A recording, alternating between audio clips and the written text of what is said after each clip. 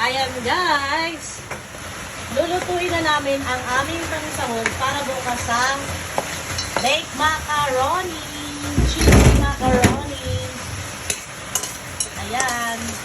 Ang gamit natin ngayon ay shout out kay Ma'am Neng. Ma'am Neng, ito na. Gamit ko na ang ating kaserolang salad master. Ayan.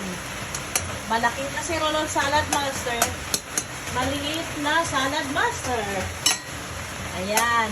Ma'am, ayan. Ginamit ko na kasi nandito ako sa bahay sa Kainta. Kasi dito ko tinago aking mga salad master. Ayan. Salad master. Ayan pa ang gamit natin. Ayan. And then, habang hinihintay natin si Chef, anong kinukuha mo, Chef? Kukunin natin ang ginining. Hindi pa ba? Nagpakulo ako kasi magsatsaa ako. Hindi ko yan.